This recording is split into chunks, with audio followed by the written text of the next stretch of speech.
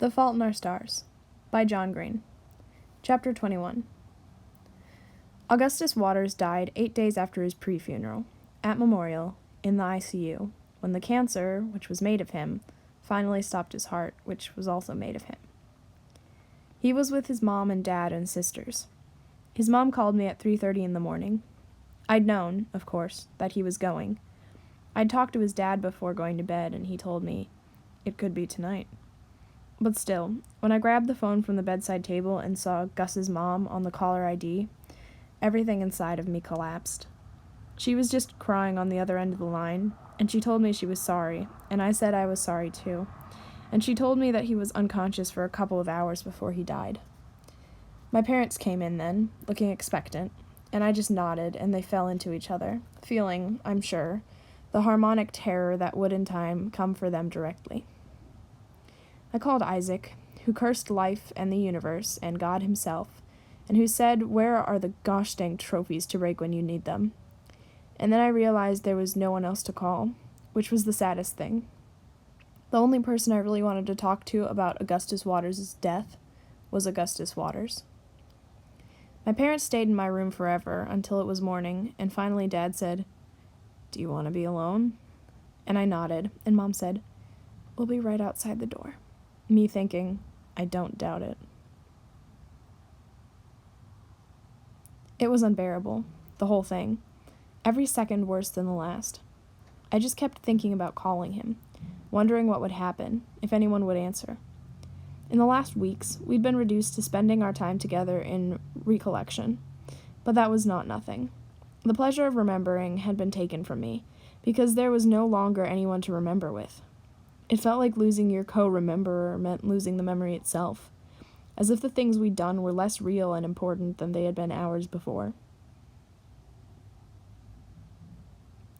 When you go into the ER, one of the first things they ask you to do is to rate your pain on a scale of 1 to 10, and from there they decide which drugs to use and how quickly to use them.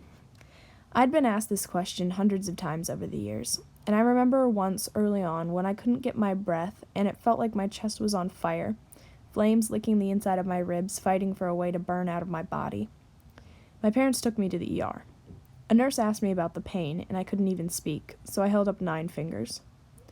Later, after they'd given me something, the nurse came in, and she was kind of stroking my head while she took my blood pressure, and she said, "You know how I know you're a fighter? You called a 10 a 9. But that wasn't quite right. I called it a 9 because I was saving my 10. And here it was, the great and terrible 10, slamming me again and again as I lay still and alone in my bed staring at the ceiling. The waves tossing me against the rocks, then pulling me back out to sea so they could launch me again into the jagged face of the cliff, leaving me floating face up on the water, undrowned. Finally, I did call him. His phone rang 5 times and then went to voicemail.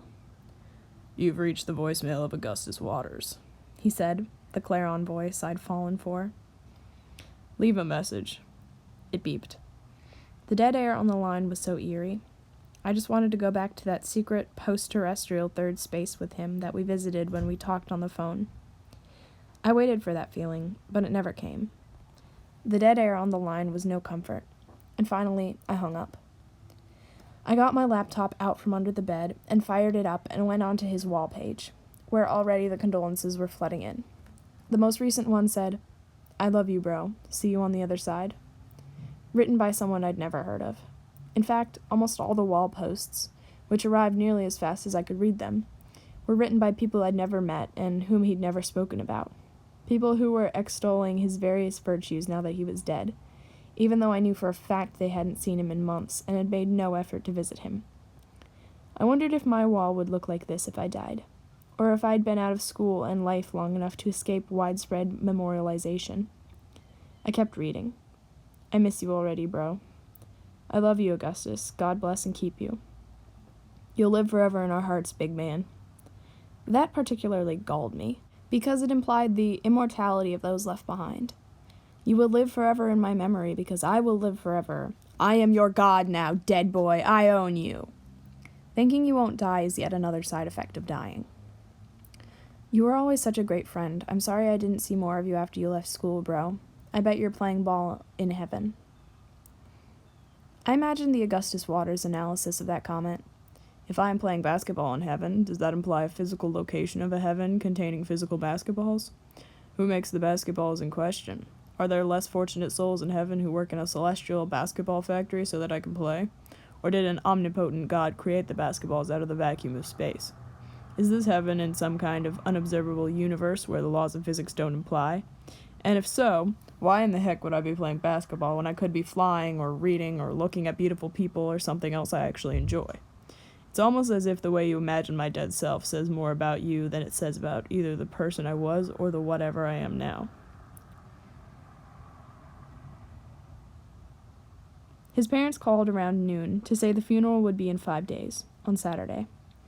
I pictured a church packed with people who thought he liked basketball, and I wanted to puke, but I knew I had to go, since I was speaking and everything. When I hung up, I went back to reading his wall. Just heard that Augustus Waters died after a lengthy battle with cancer. Rest in peace, buddy. I knew these people were genuinely sad, and that I wasn't really mad at them. I was mad at the universe. Even so, it infuriated me. You get all these friends just when you don't need friends anymore. I wrote a reply to his comment. We live in a universe devoted to the creation and eradication of awareness. Augustus Waters did not die after a lengthy battle with cancer. He died after a lengthy battle with human consciousness, a victim, as you will be, of the universe's need to make and unmake all that is possible. I posted it and waited for someone to reply, refreshing over and over again. Nothing. My comment got lost in the blizzard of new posts. Everyone was going to miss him so much. Everyone was praying for his family. I remembered Van Houten's letter. Writing does not resurrect. It buries.